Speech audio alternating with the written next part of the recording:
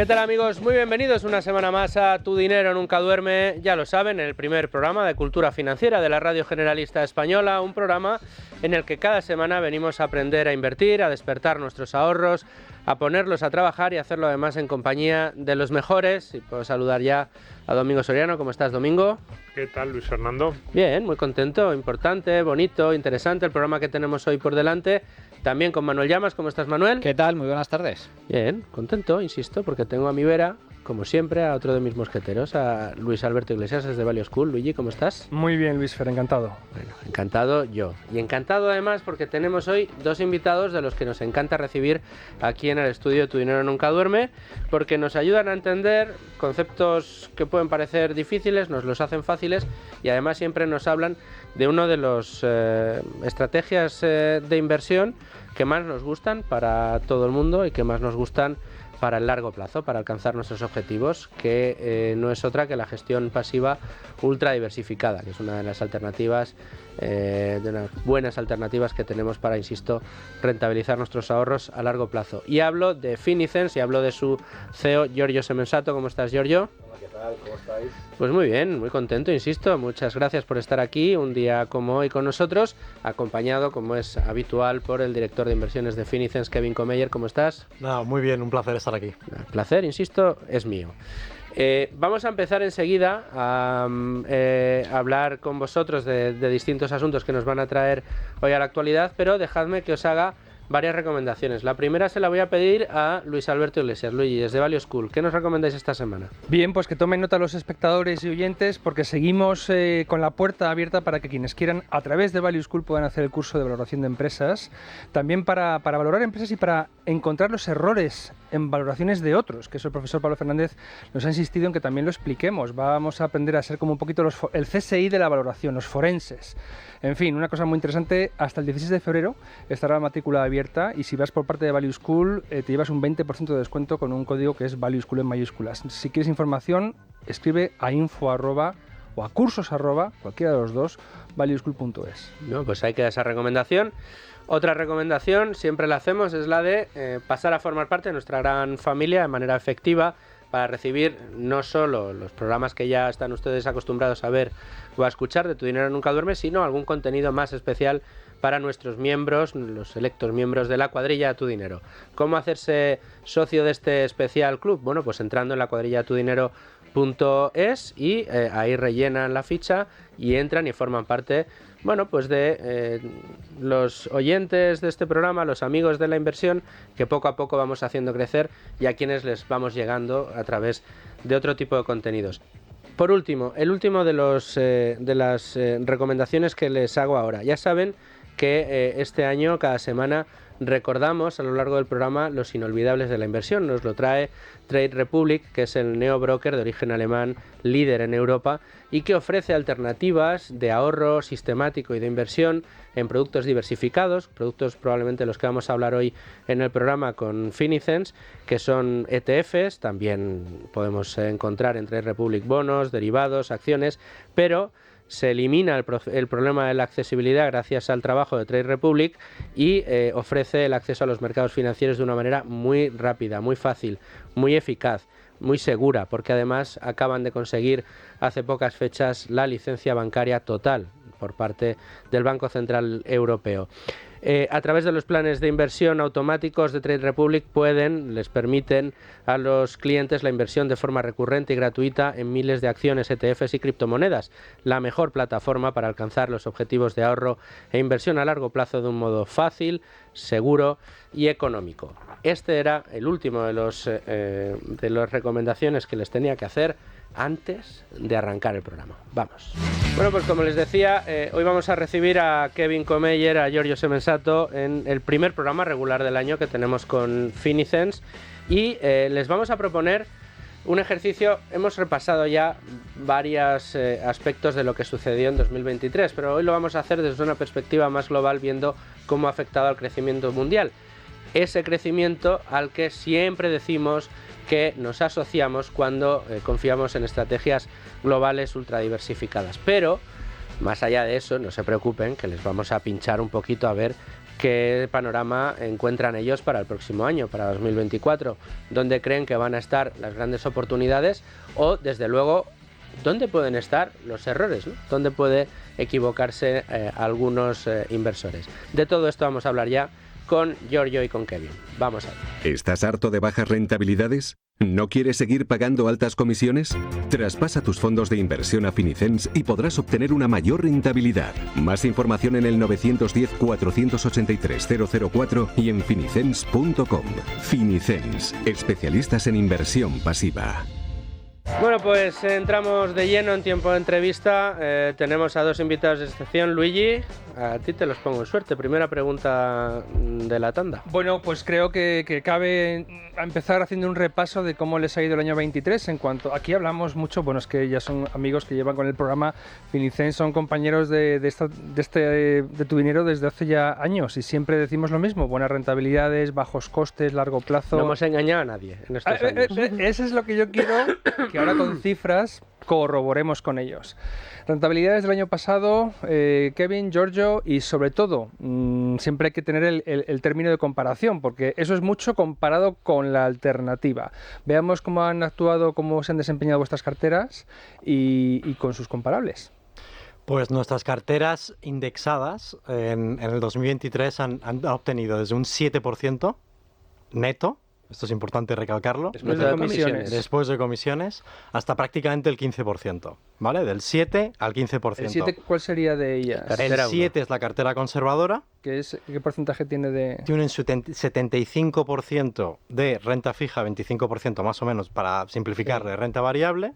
Y en el otro espectro, que es la cartera agresiva, que es la de 100% renta variable, todo acciones, ¿no? Entonces, con un 75-25 hemos tenido un 7% anual neto. Con el 100% renta variable, prácticamente un 15% neto, ¿vale? Muy bien. Entonces, y dependiendo del nivel de riesgo, a medida que vas añadiendo más renta variable, has ido obteniendo más rentabilidad. ¿Por qué? Porque ha sido un año muy positivo para el riesgo, tanto bueno para renta variable como renta fija, pero ha sido un año excepcional para la renta variable.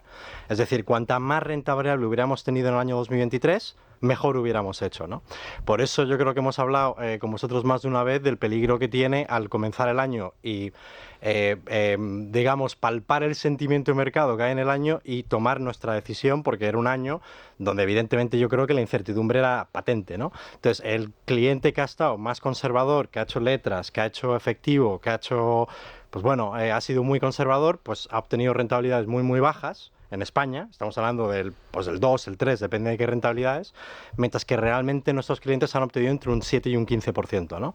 Eso ya son las carteras indexadas. Evidentemente tenemos la cartera monetaria, donde está ahora mismo dando una rentabilidad, un TIR, una rentabilidad anual de un 3,5%, ¿no?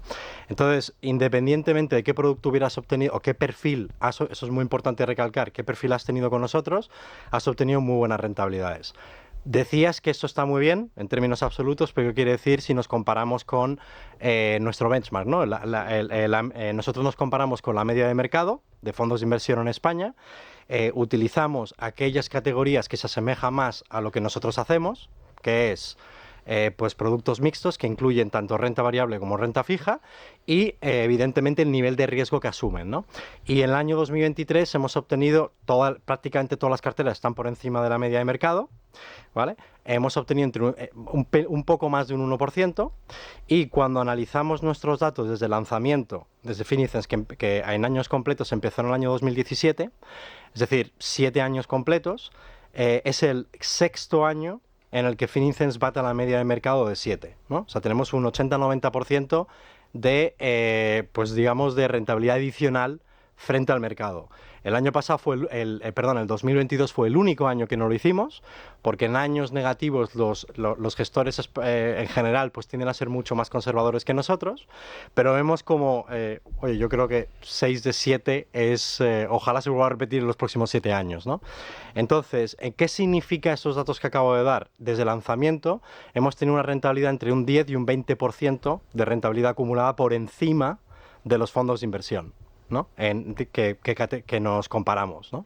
Entonces, pues nuestras rentabilidades han hecho de un 10 acumulado a un 70% acumulado, a 7 años, y de entre 10 y 20% de eso es a rentabilidad adicional frente a la media del mercado, ¿no? O sea, nuestra estrategia funciona, diversificado de costes bajos funciona y nuestros datos lo corroboran. El pasado año 2023 ha sido un año positivo desde el punto de vista de la rentabilidad, pero también habéis tenido novedades en vuestra gestora, precisamente porque habéis lanzado 2 productos muy recientemente, renta variable 100%, fondo monetario. ¿Cuáles son, en primer lugar, por qué ahora? Porque antes trabajabais con 5 carteras, ahora aumenta el número de productos disponibles para vuestros clientes, para los inversores. ¿Por qué ahora y cuáles son las ventajas y características básicas de estos 2 nuevos productos? Renta variable 100% y fondo monetario.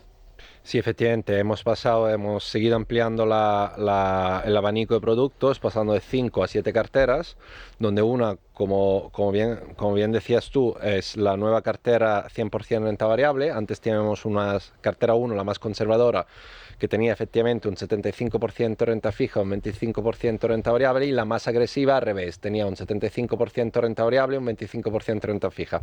Hemos añadido una que es 100% renta fija, 100% renta variable, 0% renta fija. Eso fue en julio y fue respuesta a una solicitud continuada de muchos de nuestros inversores que llevaban años pidiéndonos una cartera 100% renta variable, y nosotros la construimos y la lanzamos al mercado respondiendo a su inquietud y su necesidad, con el objetivo de proporcionar una cartera que siguiera siendo totalmente diversificada a nivel mundial, bajísimas comisiones, y que fuera capaz, por lo menos basado en datos históricos, fuera demostrable que fuera capaz de batir a unas inversiones muy buenas, no tan solo la media de mercado de los fondos en España, que como hemos visto estructuralmente batimos a largo plazo, sino también pues inversiones ya más competitivas, como puede ser invertir en una inversión indexada, pero cogiendo el MSCI World, por ejemplo, comprar el típico fondo indexado al MSCI World. Pues esta cartera bate pues a lo largo del tiempo, en más de un 70% del tiempo, el MSCI World, con lo cual es una cartera todavía más competitiva que las inversiones más competitivas a largo plazo, y ya un 8% de nuestros clientes ya tienen esa cartera.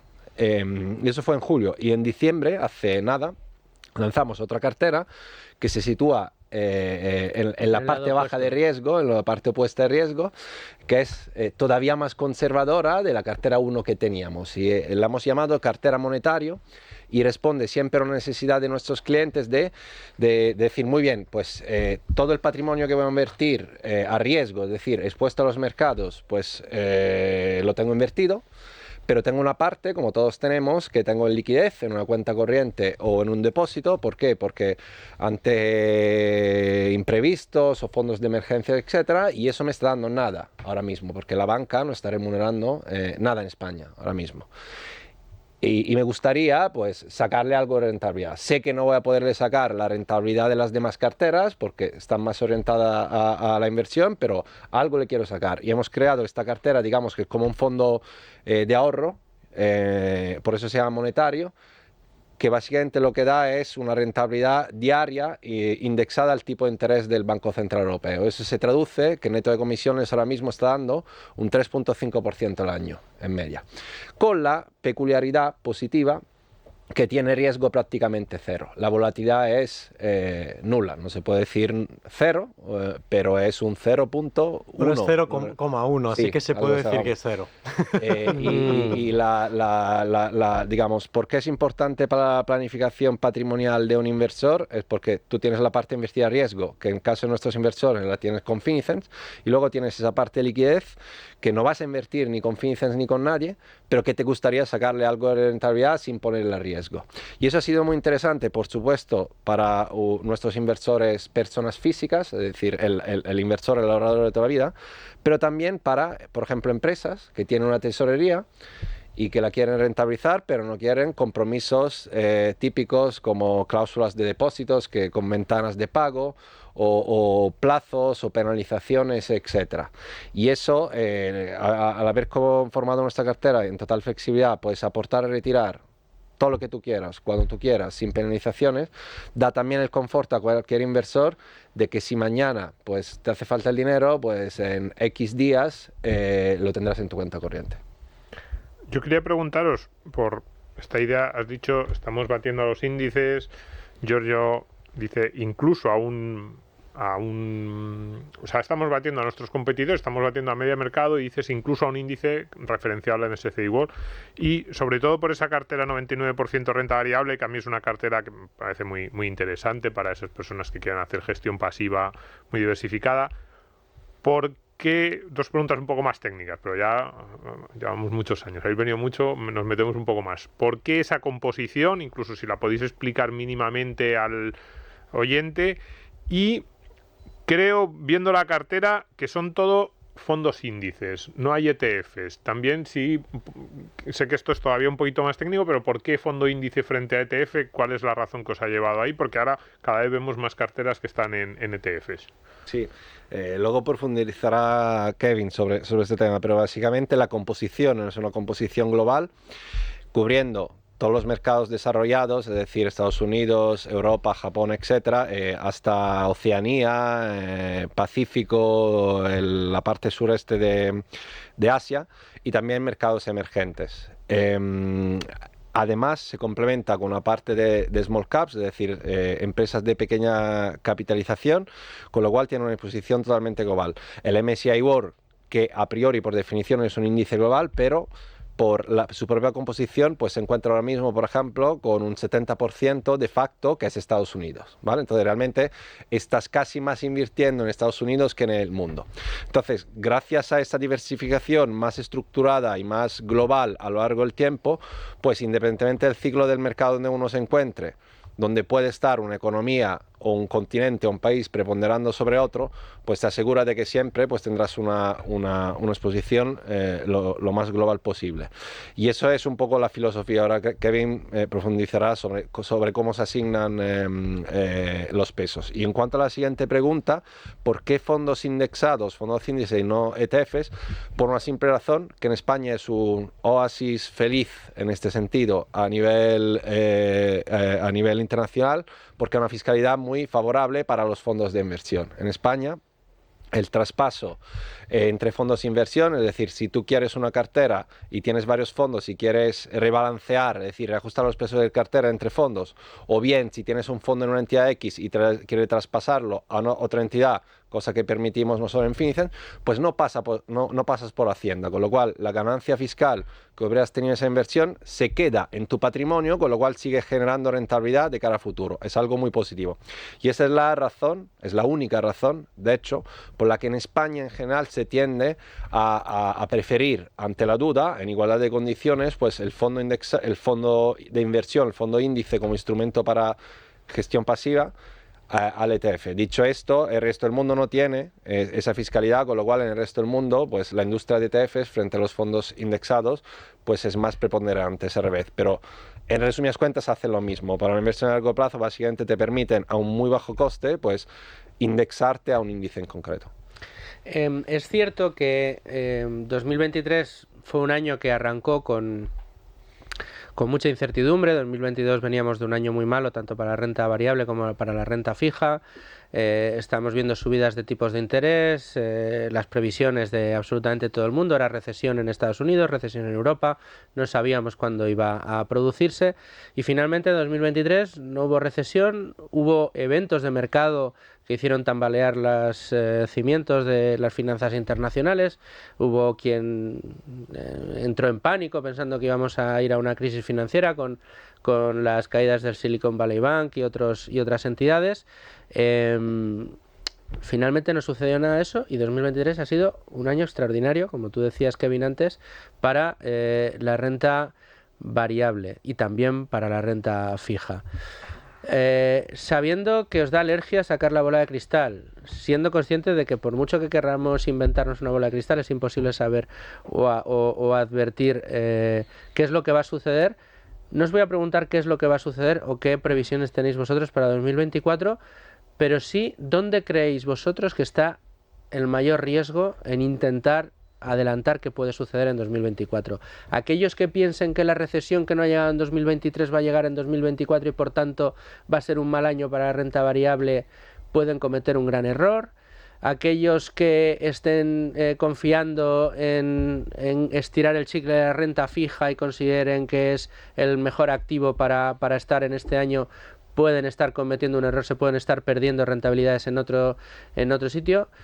Aunque sé que vuestra estrategia es la diversificación global, pero mojaros un poquito. Sí. ¿Cómo creéis que va a ir la cosa? Ahora te dejo a ti, Kevin, la respuesta difícil sobre 2024, ¿no? Pero haciendo retrospectiva sobre 2023, a mí me ha parecido, de los últimos años, que además han sido bastante movidos en general a nivel mundial, ¿no? Han pasado cosas en los últimos años. El 2023 ha sido un año bastante importante en cuanto a didáctica. Es decir, ha sido para mí un año muy didáctico para los inversores, porque como decía Kevin, nadie, o sea, muy pocos hubieran apostado a principio de año, después de lo que había pasado en 2022 y las perspectivas que había sobre sus consecuencias, que 2023 hubiera podido ser, es que ya ni te digo un año positivo, sino un año excepcional a nivel de rendimientos en las inversiones. No ha habido prácticamente clase activo y subclase activo de renta fija y renta variable que no haya hecho un resultado positivo este año.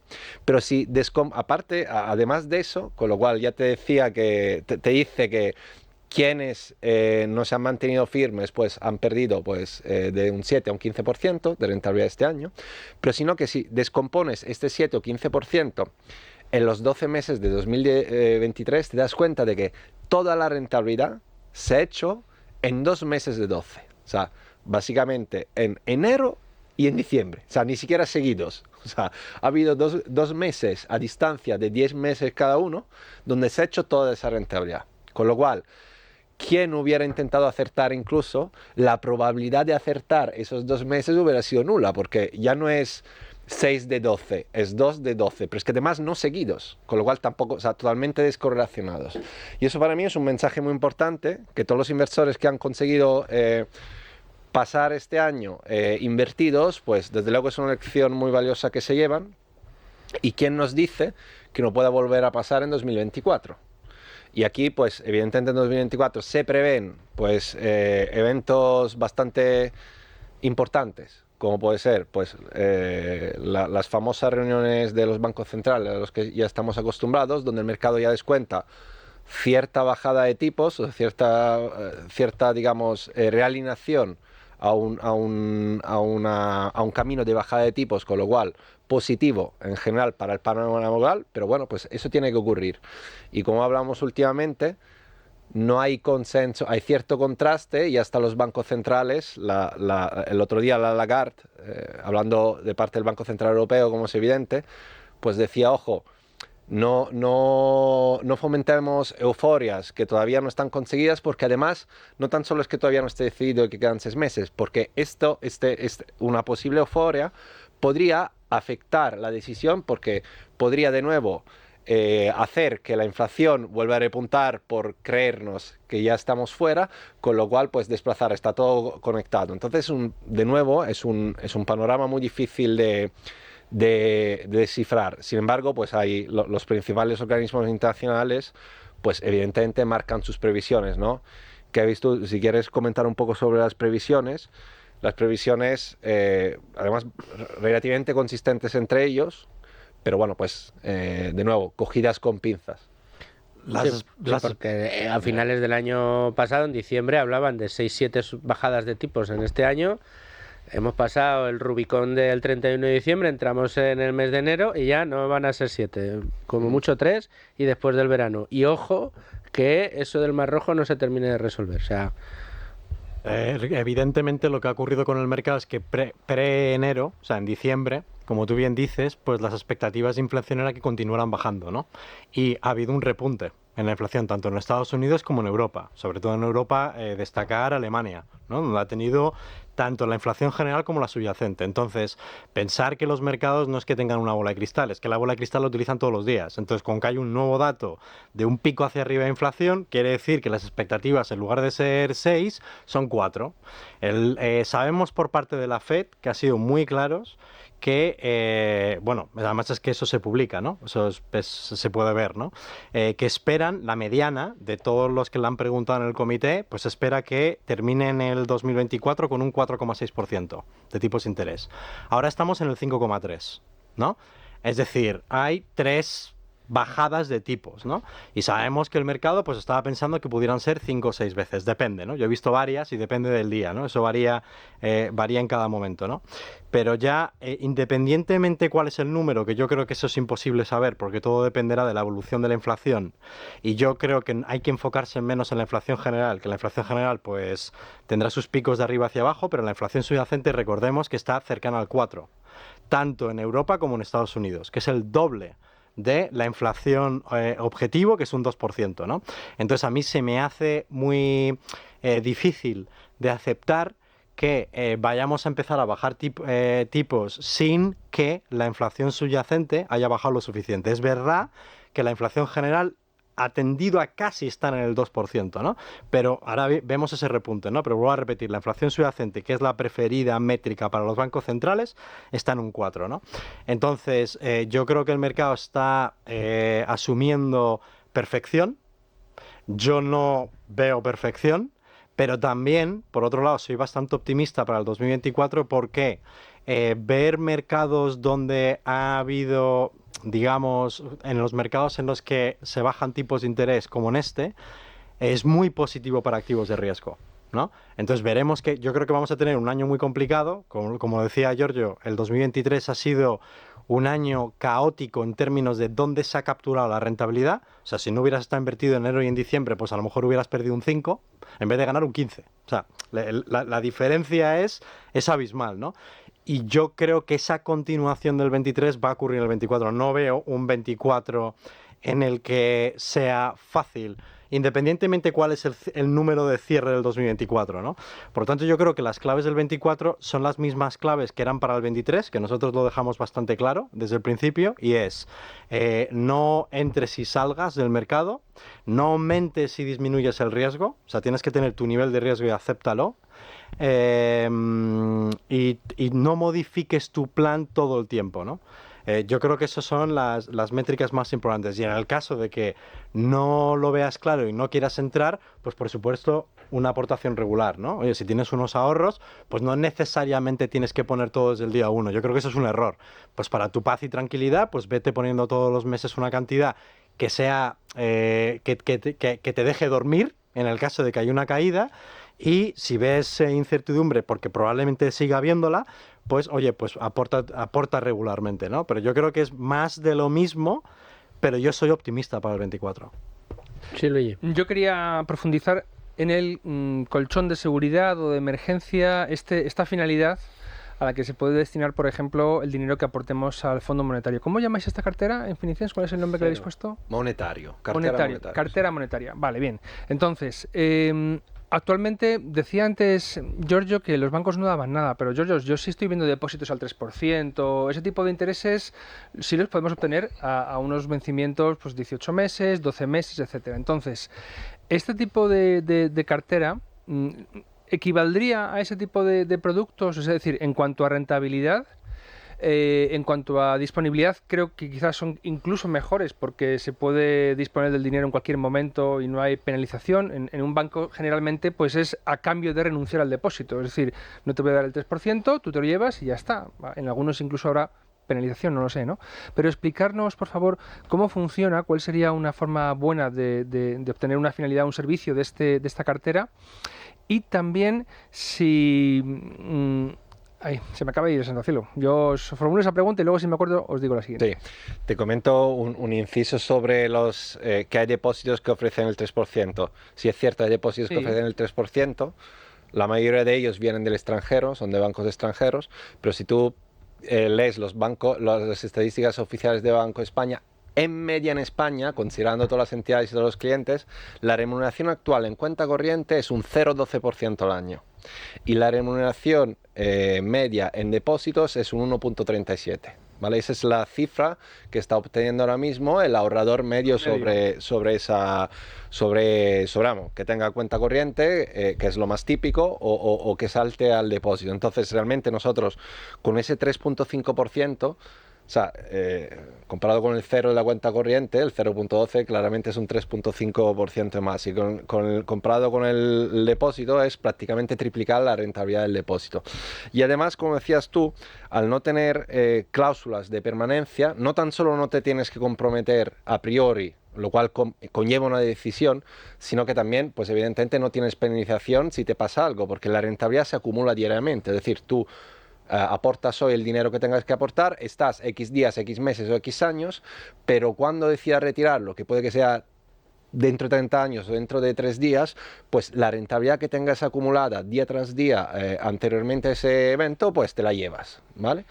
Y aquí está, perdona, Giorgio, el inciso. Es que eso está muy bien, porque nos solucionáis a los ahorradores ese problema de reinversión. Mi Correcto. depósito, pongamos que finaliza al cabo de 12 meses, me devuelve el dinero y digo, ¿y qué hago yo con el dinero? Es decir, tengo que volver a hacer un poquito busca en el mercado a ver dónde ponerlo. En vuestro caso, ahí se queda y... Ahí está, y tienes disponibilidad inmediata. Claro. Y que si lo retiras antes del plazo estipulado, normalmente no te dan la rentabilidad. No, una conversación que tuve con un cliente hace un mes, pues evidentemente si tú retiras anterior, pues se te quitan un trimestre o 2. Exacto. Depende de el depósito específico en el que tengas. Entonces, claro, tienes que prever que no vas a necesitar el dinero durante un año vista. Entonces, bueno, yo diría que eso, que tienes que planificar. Después, dentro de un año tienes que volver a hacerlo de nuevo, y también pagas impuestos en ese momento, mientras que en nuestro caso pues solo pagas impuestos cuando retiras. Es decir, que si has estado 5 años obteniendo 3%, tú tienes un 15%, en fin, bueno, un poco más, ¿no? Ahorro fiscal. Sí. Mientras que en el caso de ese mismo 3,5% después de un año, pues es un 3,5% menos un 20% de impuestos, Sí. ¿no? Entonces, también el tema del importe, que no lo hemos hablado. Normalmente ese tipo de 3 o 4% del que tú hablas te ponen un impuesto máximo que puede variar mucho, de 10, 20.000, 50.000, 100.000. Eso es una... O sea, hay que ver la letra pequeña. Sí. O durante el primer año. Puede ser que el siguiente año, esto es muy típico, el primer año te doy esto, pero el segundo año no te doy nada. Entonces, en el segundo año vas a tener que hacer lo mismo con otra entidad. Entonces, nosotros la manera de plantearnos esto es, oye, ¿por qué no puedes tener un producto que te dé el máximo posible, que se acerque más al tipo de interés vigente que existe en el mercado? Porque la realidad es que un banco que te esté dando más del tipo de interés vigente, yo me preocuparía. Es decir, si alguien me da un 5 que no un 4, me estaría... me voy otra vez a la crisis financiera, ¿no? Me acuerdo de todos los bancos que estaban dando más que la media. Pues muchos de ellos fueron en bancarrota. Es decir, yo me preocuparía si alguien me está dando más que el Banco Central Europeo, a priori, ¿no? Porque habrá alguno ahí que dé un poco más, ¿no? Y los que estén dando alrededor de un 4, pues yo tengo que vuelvo a repetir, tengo que tomar una decisión de estar un año parado, pero cuando yo realmente puedo tener prácticamente lo mismo con Finicen sin tener que tomar esa decisión, ¿no?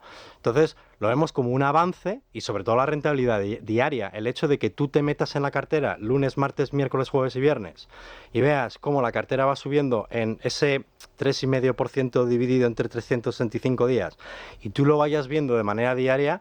Yo he tenido varios clientes que me han dicho, esto es justo lo que quería. O sea, ¿por qué los bancos no pueden hacer eso?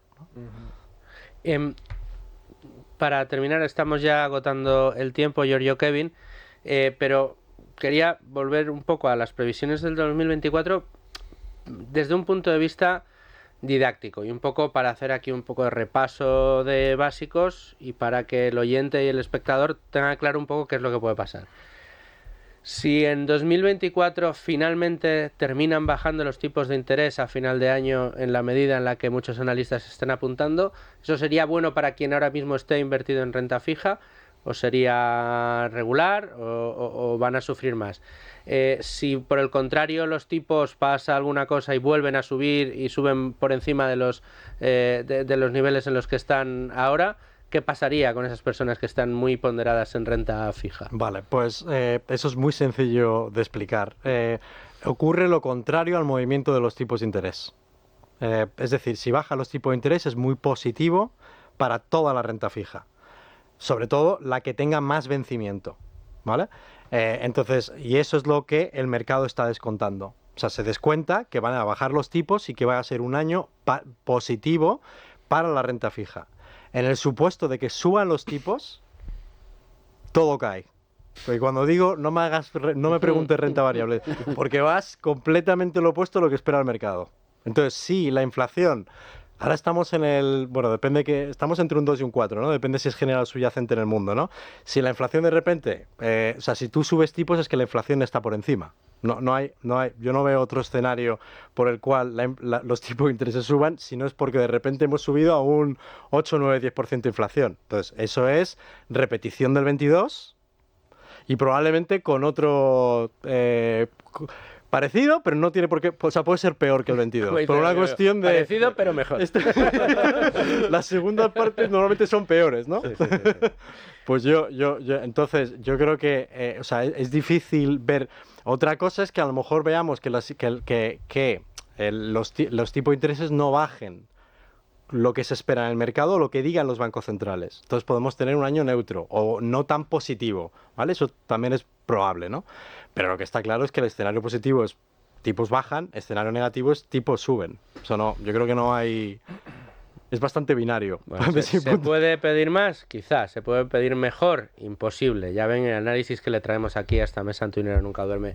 Giorgio Semensato, muchísimas gracias. Kevin Comeyer, muchísimas gracias a los dos por traernos vuestra lectura de cómo puede ser 2024, vuestro repaso de 2023 y enhorabuena por los productos que habéis puesto en el mercado y que están solucionando a muchos clientes sus necesidades de rentabilidad, desde luego en el 2023. Ya veremos qué sucede en el 2024. Muchas gracias a los dos. Nos vamos a quedar ahora mismo con los inolvidables de la inversión que nos trae como cada semana Antón Diez-Tubet de Trade Republic y seguimos con más asuntos de interés aquí en Tu Dinero Nunca Duerme. Gracias a los dos. En Tu Dinero Nunca Duerme, los inolvidables de la inversión con Trade Republic. Antón Diez-Tubet de Trade Republic Country Manager, inolvidables de la inversión. Citábamos hace 2 semanas y la semana pasada los ETFs, pero claro, hay mucha gente que todavía nos pregunta, oye, pero no termino de entender cómo funcionan los ETFs. ¿Qué son los ETFs? ¿Qué son los ETFs, Antón? Bueno, los ETFs es una herramienta, un producto o un instrumento que te permite invertir en una cesta de valores. Es decir, te permite con poco dinero invertir en muchos activos para poder diversificar tu riesgo a la hora de invertir con unos costes muy bajos. Es simplemente eso. Yo, por ejemplo, entro en Trade Republic, ¿no? Que es pues un vehículo extraordinario para tener ahí tus cuentas. Además, ya sois banco. Sí. Enhorabuena, porque lo habéis conseguido. Os ha dado el placet del Banco Central Europeo. Y puedo ver acciones y puedo ver ETFs. Entonces, cada vez que yo veo un ETF, ese ETF, ¿qué es lo que está representando? Bueno, tienes muchos tipos de ETFs al final. Lo más habitual es hablar de los ETFs como productos que te permiten seguir la evolución de un índice. Es decir, tú quieres invertir... Un ETF al IBEX o al S&P 500. Eso es. El IBEX 35, S&P 500, el Russell 2000 te permite con 10 euros o con 100 euros participar de todas esas empresas. De esas empresas. Efectivamente. Entonces, eso es lo más habitual. No obstante, hay muchos tipos de ETFs. Por resumir, hay ETFs de renta variable, por un lado, y luego de renta fija. Pero luego tienes ETFs que son sectoriales, tienes ETFs que son temáticos. Geográficos, es decir, un ETF sectorial pues puede ser ETF que invierte en bienes de consumo o un ETF que invierte en tecnología. Un ETF temático, ¿cuál puede ser? Inteligencia artificial, baterías eléctricas para los coches eléctricos, limpieza del agua como modelo, como negocio. En renta fija también puedes invertir en bonos gubernamentales americanos, pero puedes invertir en renta fija corporativa europea, high yield, de máximo riesgo, que tiene rentabilidades potenciales. Creo que hay un ETF hasta del Fondo Soberano de Noruega, me parece. Sí, hay ETFs de todos los tipos. Hay ETFs que hacen uso de derivados y hay ETFs que contrario a lo que la gente piensa, son activos. Es decir, hay un ETF que, manteniendo la estructura de costes súper eficiente, trata de batir al índice que está siguiendo. Y se están poniendo bastante de moda también. Pues eso, con uso de derivados, con concentraciones en algunos sectores versus otros, tratan de batir a sus índices. Y entonces tienes la ventaja, por un lado, que estás invirtiendo de una manera sencilla. Creo que la principal ventaja es que una estructura de costes absolutamente testimonial y de hecho desde Trade Republic se pueden contratar con un coste, bueno, pues nada. €1 si quieres hacer una compra única de un ETF, pero si quieres crear un plan de inversión, que es invertir recurrentemente en un ETF, que por cierto es un tema que me gustaría hablar, la inversión recurrente a largo plazo. Nos lo apuntamos para la semana que viene. No pagas ninguna comisión cada vez que se ejecuta pues la compra. Libre de ETF. comisiones estaría. Sí, solo cuando vendes pagarías €1, cuando vendas total o parcialmente la posición, pero mientras vas invirtiendo todos los meses no pagas nada. Y digamos, ¿cuál sería? Hemos hablado de las ventajas. Vamos a algún inconveniente que tengan los ETFs solo por tenerlo todo el mundo. Sí, o sea, los ETFs son un producto que es muy eficiente en cuanto a costes y te permite entrar y salir cuando quieras porque cotizan en bolsa. La desventaja que tienen en España respecto a los fondos de inversión es que no son traspasables. Es decir, no puedes vender un ETF y comprar otro sin pasar por la ventanilla de Hacienda. Eso es la única desventaja. Pero en realidad, para la mayoría de los españoles que están tratando de acumular riqueza, esa ventaja no es tan necesaria. Es decir, si tú estás empezando a ahorrar con 25 años 200 euros al mes y lo estás invirtiendo, no vas a necesitar hacer muchos traspasos. Y si lo que estás ahorrando lo estás haciendo con un fondo de inversión pues de alguna entidad tradicional que te está cobrando el 2%, esa ventaja fiscal se la va a comer las propias comisiones del fondo. Entonces hay que hacer balance también de, oye, es que los ETFs me dan flexibilidad absoluta y tienen unos costes que son imbatibles. Por ponerte varios ejemplos, hay un ETF que siga el SP500 que cobra 0,03%. O sea, imagínate un fondo que invierte en el SP500, ¿cuánto te va a cobrar? Cualquier fondo de gestión pasiva que quieras irte, un Vanguard, etcétera, no hay. 0,17, 0,20, 0,15. 0,03. Sí, pues es uno que han lanzado nuevo un proveedor y nada, es bueno, tecnología. Aquí hablamos siempre, inversión sensata, con cabeza, sabiendo en lo que invertimos, ya sabemos lo que son los ETFs, son productos que siguen a índices y que funcionan en el mercado como acciones, podríamos decir, y que además nos ofrecen diversificación, baja estructura de costes y posibilidad de ahorro sistemático. Efectivamente, y en base a lo que hablamos la semana pasada de, oye, beneficiarte del interés compuesto, hay ETFs que acumulan también, que reinvierten todos los dividendos, etcétera, y eso, juntado a los costes tan bajos que tienen, lo hacen una herramienta perfecta para cumplir los objetivos de inversión que mencionamos aquí. Y desde cualquier bolsillo, que es muy importante. Efectivamente. Antón Diez-Tubet, Country Manager de Trade Republic en España. Muchas gracias por traernos los ETFs. Podemos hablar del ahorro sistemático, si quieres. Sí, me parecería perfecto. Sí, pues aquí estaremos con los inolvidables de la inversión. Gracias. Muchas gracias. Los inolvidables de la inversión con Trade Republic. Bueno, y después de hablar de los inolvidables de la inversión, de los ETFs, qué mejor que dar la bienvenida a Gustavo Martínez. ¿Cómo estás, Gustavo? Muy bien, encantado de estar con vosotros. Muchas gracias por incorporarte a la mesa de debate con un asunto que ha estado sonando en los mercados durante esta semana, que tiene que ver con los ETFs y también con el Bitcoin.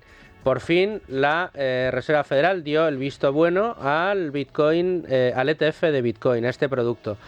Fiebre absoluta por el Bitcoin, sube y esta misma semana, mediados de semana, empezamos a ver titulares, ETF de Bitcoin registra salidas netas de 76 millones en un mal séptimo día de negociación. ¿Qué ha supuesto? ¿Ha sido una disrupción? ¿Creéis que es un producto adecuado o sigue siendo pues el mismo tratamiento que solemos dar a las criptomonedas? Bueno, yo creo que en principio es un producto adecuado, claro que sí, y además el hecho de que se pueda ampliar la oferta comercial es bueno para Bitcoin si es que queremos estabilizar su valor a futuro, que es el objetivo number one de Bitcoin, en tanto en cuanto eso produciría que pudiera convertirse en una reserva de valor adecuada, ¿no? Lo segundo, pues bueno, yo creo que es normal que caiga, ¿no? Después de mucha expectación que se ha levantado, pues es normal que tras un rebote fuerte de Bitcoin muchos opten por recoger beneficios y eso es lo que yo creo que está pasando. Y además también tenemos un punto más en contra de Bitcoin y en contra de muchos activos, y es que están muy de moda los ETFs indexados, ¿no? Ya estamos viendo cómo Standard & Poor's 500, Nasdaq, etcétera, están en máximos históricos, batiendo nuevamente máximos históricos hoy otra vez, y eso hace mucho que muchos flujos de caja se estén yendo también a los índices, ¿no? Entonces, bueno, parece que hay una guerra de modas y yo creo que Bitcoin ahora pues está sufriendo también, al igual que otros activos value investing, ¿no? A ver, yo creo que la volatilidad es lógica. En estos momentos hay que recordar que había mucha incertidumbre por si finalmente los reguladores norteamericanos daban luz verde o no a la aprobación de este ETF. Finalmente se ha producido la aprobación, eso ha provocado una subida muy sustancial de Bitcoin, y ahora que está aprobado y en funcionamiento, es lógico que haya retirada y que se recogen beneficios y se modera el precio de los activos. Pero yo estoy aquí con Gustavo, que para mí lo relevante no es tanto el producto en sí, sino una especie de pequeño punto de inflexión que se produce con la aprobación de este ETF, en el sentido de que va a ofrecer más liquidez a este tipo de activos y a que se rompa un tabú. Y es que hasta ahora no había la posibilidad de invertir en ETFs de estas características, con lo cual se va como extendiendo, generalizando poco a poco el uso de Bitcoin como activo financiero. Es un evento de consolidación del Bitcoin. De consolidación, a nivel regulatorio, además, que es importante señalarlo. Sí, bueno, yo lo que quiero, abundando en lo que dice Manu, me parece que facilita la tenencia de Bitcoin para aquel que quiera pues estar invertido en ese activo sin tener que pasar, pues no sé, es que no me sé la terminología, por el exchange, por el wallet, por todo eso, ¿no? Es decir, que esa curva de entrada, que a muchos nos hace a lo mejor muy cuesta arriba, creo que eso tiene que ver con la edad, ¿no? Y cómo te desempeñes tú con las tecnologías, pues de repente dices, oye, si esto va a ser tan fácil como comprarme eso, pues un ETF de un fondo índice de un SP500 o tal, pues oye, estupendo, pues ya además en mi mismo broker, ¿no? Donde yo compro ya a los demás, pues compro unas participaciones de este ETF y tan pichi, ¿no? Pero vamos, poco más. Sí, es cierto que consolida. A ver, yo decía a Gustavo que el objetivo número uno del Bitcoin tiene que ser estabilizar el valor. Es que yo creo que ahí, para mí, el Bitcoin, la principal duda es, no digo qué aspira a ser, sino qué va a ser en el futuro. Es decir, cuando salió se planteó como una moneda, evidentemente. A mí se me hace complicado pensar que vaya a llegar a eso, pero como reserva de valor, como una especie de oro digital, que es ahora un poco más lo que dicen sus seguidores, que bueno, no tiene por qué ser una moneda, pero el oro tampoco es una moneda exactamente ahora mismo y sin embargo actúa como activo refugio muy bien. A mí se me hace complicado. Yo, a lo mejor también es por la edad, es un tipo de activo que yo, estando rodeado de mucha gente a la que le gusta mucho, me resulta... No sé, yo todavía no acabo de verlo qué es lo que puede ofrecer o cuál es el objetivo final o hacia dónde va a tirar. Pero que esta noticia es buena. Digamos, si yo tuviese Bitcoin, en esta noticia yo creo que me alegraría. Porque la principal duda del Bitcoin es precisamente esa, oye, esto va a ser flor de un día, va a ser una moda. Evidentemente, este tipo de noticias lo que hacen es decirte no va a ser una moda, incluso aunque no sepamos dónde va a terminar. Bueno, a ver, aquí en este programa no se le esconde a nadie, yo creo que todos aquí somos conscientes de que la expresión que ha ido asociada al Bitcoin o a la criptomoneda es ni con un palo largo, porque no lo entiendes. Básicamente, siempre decimos, trata de invertir en aquellos productos que entiendas, que sepas cómo funcionan, por qué fluctúa su valor o dónde está el subyacente de su valor, que seas capaz de entenderlo.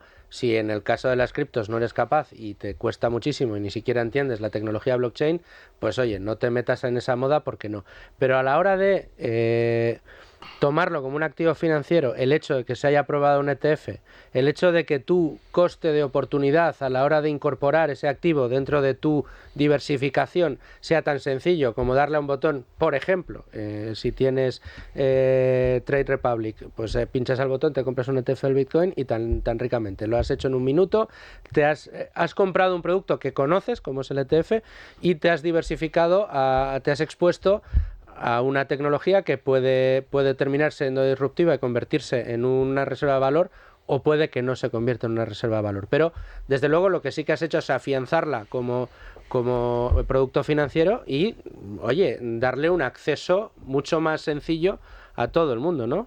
No sé, Gustavo, Luigi, como queráis. Sí, no, yo estoy de acuerdo. O sea, ampliar la oferta de Bitcoin es bueno para Bitcoin. Además, hay una seguridad detrás, pero también estoy de acuerdo con Domingo en tanto en cuanto hay el problema de Bitcoin es que ¿qué va a ser de él a futuro? O sea, ¿cómo vamos a denominar Bitcoin? ¿Es dinero? Si creemos que el dinero lo denominamos dinero por las funciones que cumple el dinero de medio de intercambio generalmente aceptado, depósito, valor y unidad de cuenta, pues obviamente medio de intercambio generalmente aceptado es difícil que lo sea porque no puede tener un valor estable en el futuro, un activo real en este caso, cuya oferta es completamente inelástica. Es decir, siempre va a estar sometido a una volatilidad que el oro, por ejemplo, no va a tener. El oro, por ejemplo, tiene una oferta que es más elástica a largo plazo, no tanto a corto plazo, pero sí a largo plazo y puede acoplarse a las necesidades de mercado de la demanda. Si tú demandas mucho Bitcoin a futuro, lo único que vas a producir es una deflación terrible y eso al final paraliza una economía, ¿no? Así que yo descartaría ese factor, ¿no? Yo no creo que Bitcoin pueda ser un medio de intercambio generalmente aceptado, pero sí que puede ser una reserva de valor y en esas estamos, ¿no? En ver cómo eso puede ser y en eso yo sí creo que ampliar la oferta comercial sí que puede ser bueno para Bitcoin, pero también creo que ha podido caer porque algunos fondos como Vanguard pues han desistido de comercializar esa oferta y a lo mejor el mercado descontaba que fueran a entrar todas las grandes gestoras, ¿no? Aunque es verdad que la explicación que ha dado Vanguard es absurda, ¿no?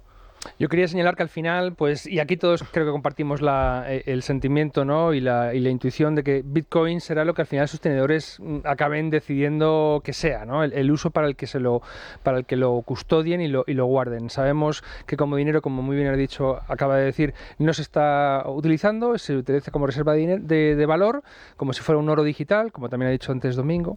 El asunto es que quería recordaros que con Berkshire Hathaway, con BRK, pasa algo parecido. O sea, uno lee las cartas de Buffett y se maravilla de que sus accionistas no venden BRK. Es una especie de parte del patrimonio familiar que eso ni paga dividendos, pero es una empresa sólida que se lega de de padres a hijos y que es una especie como de oro, ¿no? Pero es una participación de un negocio, es decir, que los propios accionistas no esperan venderlo y se maravillan. Hombre, lo que pasa es que eso es más fácil de saber cuál es el subyacente, ¿no? Que tienes en cada acción de Berkshire. Claro, pero Bitcoin es un activo. Es cierto que no paga nada de dividendos, pero tiene detrás negocios que se pueden tocar. En un momento de liquidación, o sea, si supongamos que de repente, reales. Claro, y supongamos que un momento que nadie quiere las acciones de BRK, por así que sería, porque dicen, no, es que como nunca paga dividendos, esto no vale nada. Un momento, en esa situación de situación extrema, porque dices, ¿cómo no vas a querer nadie nada? ¿No? Pues no, nadie las quiere, tú te pones a vender sus negocios, las empresas que tiene dentro, y eso tiene valor real, porque además muchas de esas empresas sí que pagan dividendos, aunque lo que los agrupa a todos, bueno, más que holding, el BRK, sí, no los paga. Pero Bitcoin, en una situación de espantada, de que de repente nadie cree en el Bitcoin, porque al final ahora mismo se basa en una cuestión de confianza, es un activo real, de repente nadie empieza a decir todo el mundo, no, eso no vale nada, eso no vale nada, eso no vale nada. ¿Qué detonante hay para decir esto sí vale? Digo, en el caso de BRK el detonante es, venga, pues vendo mañana Coca-Cola y dime tú si vale. Mira, acabo de ingresar el equivalente a lo que me pudiesen pagar por esas acciones. Pero Bitcoin no tiene ese elemento y eso es lo que a mí me genera más dudas, ¿no? Y no solo a mí. O sea, yo le veo cosas muy buenas al Bitcoin, tiene elementos que le hacen muy fuerte, de hecho, esa es la razón de su éxito, pero ese último elemento, es decir, al final sobre qué se sostiene, a mí me sigue generando. Pero la razón de su éxito es el valor que le otorgan todos los que lo tienen. Claro, pero por eso digo, si un día se generaliza la duda, esto no le puede pasar al otro. ¿Cuán probable puede ser eso? Claro. Yo creo que ya hemos pasado esa línea. No sé, Gustavo. O sea, a ver, entiendo las dos partes. Lo que pasa es que Bitcoin, al no ser un activo financiero, no tiene por qué estar respaldado por una serie de activos detrás, sino que simplemente el mercado lo valora por el uso que te da en ese momento. Y el uso que te da en ese momento es que te va a prestar servicios de liquidez. Y en teoría, pues va a prestar, a conservar o a registrar la riqueza en el tiempo. Es decir, va a servir como moneda de intercambio en el tiempo, ¿no? A futuro. Pero claro, también tiene razón Domingo, en tanto en cuanto solo lo que vale Bitcoin es lo que tú seas capaz de anticiparte a la demanda a futuro, es decir, a que el mercado lo adopte como algo, ¿no? Como moneda de intercambio, como reserva de valor, como algo, ¿no? No hay algo sólido detrás, pero eso también pasaba con el oro, ¿no? O con los papelitos de moneda, que en alguna ocasión se han quemado para calentarnos porque es más barato que comprar leña, ¿no? El dinero fiduciario también depende un poco, aunque detrás de él están las economías de distintos países, pero también te tienes que fiar de lo que vale. Al final... Bueno, yo es que creo que en el caso del Bitcoin sí tiene algunas ventajas respecto a la moneda fiat, ¿no? Para empezar... bueno, la trazabilidad, la confianza, el hecho de que es inconfiscable y sobre todo, para mí la gran ventaja de Bitcoin con respecto a moneda fiat o otro tipo de criptomonedas es que la oferta está limitada.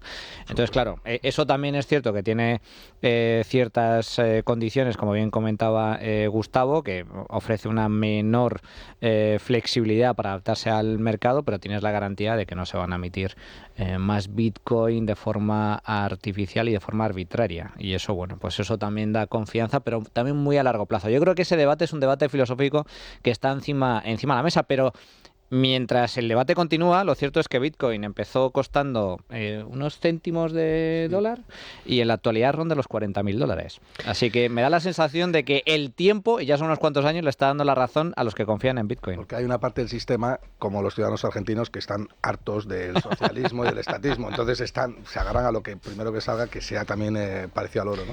Bueno, Tu dinero nunca duerme, empezó con un puñado de oyentes y llevamos 6 años en antena y con colaboradores como Gustavo. Muchísimas gracias por estar con nosotros, Gustavo. Qué pena que nos quedemos sin tiempo. Domingo, muchas gracias a ti también. Muchas gracias. Manolo, gracias por estar aquí una semana más. Luigi, desde Value School, gracias por estar aquí con nosotros.